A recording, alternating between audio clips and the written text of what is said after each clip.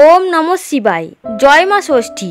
বন্ধুরা, আজ 13ই এপ্রিল, 30শে চৈত্র, রবিবার। আজকের দিনেই সম্পন্ন হচ্ছে এই বছরের নীল ষষ্ঠীর ব্রত, যাকে আমরা শ্রী শ্রী দেবীর নীলযাত্রাও বলে থাকি। আপনারা অনেকেই হয়তো আজকের দিনে এই নীল ষষ্ঠীর ব্রত করছেন। নীলের পূজা আসলে ভগবান শিবের পূজা, আর মা ষষ্ঠী হলেন মহামায়া দুর্গা। পরিবার ও সন্তানের কল্যাণ কামনায় মূলত শিব ও পার্বতী তথা হরগৌরীর উদ্দেশ্যে আমরা প্রত্যেক বছর এই নীল ষষ্ঠীর পূজা করে থাকি।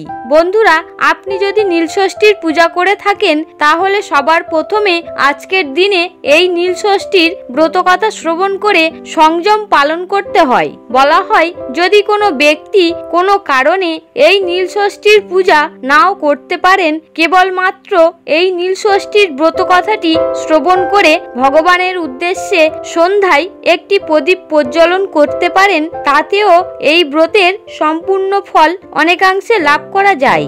আজকের দিনে যতবার আপনি এই ব্রতকথাটি শ্রবণ করবেন, ততবার এক পরম শান্তি অনুভব করবেন। আর হ্যাঁ বন্ধুরা, নীলের ঘরে বাতি জ্বালানোর পর অবশ্যই ব্রতকথাটি একবার হলেও শ্রবণ করতে হয়, তা না হলে ব্রত অসম্পূর্ণ থেকে যায়।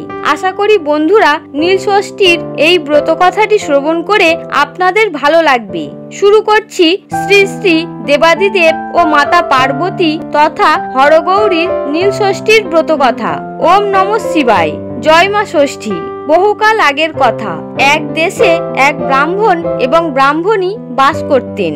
তারা যথেষ্ট ধুমধাম সহকারে সমস্ত বার ব্রত পালন করতেন, তবুও তাদের সন্তান একটিও বেঁচে থাকতো না। তাদের মনে এই ধারণা হলো যে এই সমস্ত বার ব্রত করে কিছুই লাভ নেই। আসলে সমস্তটাই সম্পূর্ণ মিথ্যা, সম্পূর্ণ ভ্রান্ত। তাদের ঠাকুর দেবতার প্রতি বিশ্বাসও চলে যেতে লাগলো। তারা এটা বুঝে উঠতে পারছিল না যে তাদের সঙ্গেই কেন এমনটা হচ্ছে। আসলে তাদের সন্তান ভাগ্য ছিল খুবই খারাপ, আর সেই কারণেই তাদের সঙ্গেই এই বিষয়টি বারবার হচ্ছিল। ফলে স্বভাবতই তারা বিষণ্ণ হয়ে পড়ে। তারা তখন দুজনে মিলে স্থির করে যে এই স্থানে তারা আর থাকবে না, বরং দুজনে মিলে দুঃখ না করে তীর্থে বেরিয়ে পড়াই সব থেকে ভালো। যথারীতি তারা তীর্থে বেরিয়ে পড়লেন। এইভাবে নানান তীর্থস্থান দর্শন করতে করতে একদিন তারা পৌঁছালেন কাশীধামে। সরজু নদীর তীরে তারা উপস্থিত হলেন। ব্রাহ্মণ তখন বললেন, চলো এই জলে ডুবেই আমাদের জীবন শেষ করে দিই। বংশ রক্ষার জন্য যখন একটি সন্তানও বেঁচে রইল না, তখন আমাদের বেঁচে থেকে লাভ কি? এইভাবে ব্রাহ্মণ ব্রাহ্মণী যখন কাশীর এই সরজু নদীর তীরে বা গঙ্গা ঘাটে যখন অত্যন্ত দুঃখের সঙ্গে বিলাপ করছিল, সেই সময় হঠাৎই এক বৃদ্ধা তাদের সামনে উপস্থিত হন এবং তিনি তাদের এই দুঃখ দেখে তাদেরকে জিজ্ঞাসা করেন, হ্যাঁ রে, তোরা কাঁদছিস কেন? তখন উত্তরে ব্রাহ্মণী তাকে বলে, সে কথা তোমার বলে কি হবে মা, আমরা এক বড় মনের জ্বালায় জ্বলছি। আমাদের অনেকগুলো ছেলে এবং একটি মেয়ে হয়েছিল, কিন্তু সবকটাই মরে গেল। তাই ভাবছি যে এই সমস্ত বারব্রত ঠাকুর দেবতা সবকিছু মিথ্যে। আমরা তো কোনো বারব্রত বাদ দিইনি, তবে কেন আমাদের সমস্ত সন্তান মরে গেল? অনেক পূজা করেও কেন ফল মিলল না? তুমি বলো এখন কি করি? সমস্ত কথা শুনে বৃদ্ধা তখন বললেন, এই সব কিছু হয়েছে তোমাদের অহংকারের জন্য। শুধু বারব্রত পালন করলেই হয় না, ভগবানের উপর বিশ্বাস থাকা চাই, মন পবিত্র থাকা চাই, সবার কাছে বিনম্র হওয়া চাই, এক মনে নিষ্ঠার সঙ্গে ভগবানকে ডাকতে হবে। অথচ তোমরা সদ্যজাতের কান্না শুনে অহংকারে মত্ত হয়ে সবসময় একটা কথাই বারবার বলতে, বাবা আপদ গেলেই বাঁচি। তাই তোমাদের অহংকারের জন্যই আজ এই পরিণতি। ব্রাহ্মণী তখন তার পা ধরে বললেন, কে তুমি মা, বলো কে তুমি? বৃদ্ধা তখন বললেন, আমি মা ষষ্ঠী, আমি সন্তান দাত্রী, সন্তান অধিষ্ঠাত্রী এবং রক্ষাকর্ত্রী। শোনো, তোমাদের এই সমস্যা থেকে আমি মুক্তির পথ বলছি। এই চৈত্র মাসে সন্ন্যাস করবে এবং সেই সঙ্গে ভক্তিভরে শিবের পূজা করবে। সংক্রান্তির আগের দিন উপবাস করে নীলাবতীর পুজো দিয়ে নীলকণ্ঠ শিবের ঘরে বাতি জ্বেলে দেবে আর তারপর আমাকে প্রণাম করে জল খাবে।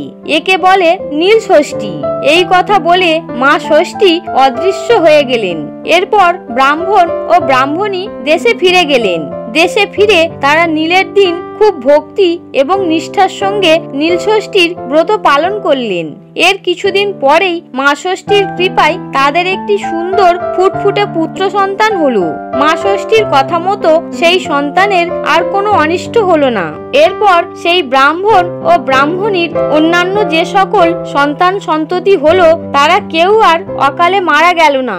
ব্রাহ্মণ ও ব্রাহ্মণী সমস্ত অহংকার পরিত্যাগ করে ভগবানের সেবা করে তারা সুখে শান্তিতে দিন যাপন করতে লাগলেন। নীলষষ্ঠীর ব্রতের এই মাহাত্ম্য দেখে দেশে দেশে সবাই তখন এই ব্রত পালন করতে আরম্ভ করলো। বন্ধুরা, তাই এই বিষয়টি সর্বদাই মাথায় রাখবেন যে ঠাকুর দেবতার পূজা অর্চনা করে মনের মধ্যে কখনোই অহংকার পোষণ করে রাখবেন না, বরং ঈশ্বরের সান্নিধ্যে এলে আমাদের সর্বদা বিনয়ী থাকা প্রয়োজন। বন্ধুরা, বহু টাকা খরচা করে বাহ্যিক আড়ম্বরপূর্ণ ভাবে আপনি হাজার ব্রত পালন করুন, কিন্তু যদি আপনার মনে নিষ্ঠা, ভক্তি ও বিশ্বাস না থাকে তাহলে এই সমস্ত ব্রত করে কোনো লাভ নেই। তাই ভগবানের পূজা সর্বদা করুন পূর্ণ নিষ্ঠা এবং বিশ্বাসের সঙ্গে। দেখবেন যে উদ্দেশ্য নিয়ে আপনি পূজা করছেন সেই উদ্দেশ্য সফল হবেই হবে। আশা করি বন্ধুরা এই ব্রত কথা আপনার ভালো লেগেছে। যদি ভালো লেগে থাকে তাহলে অবশ্যই একটি লাইক করবেন এবং বন্ধুদের কাছে শেয়ার করে দেবেন।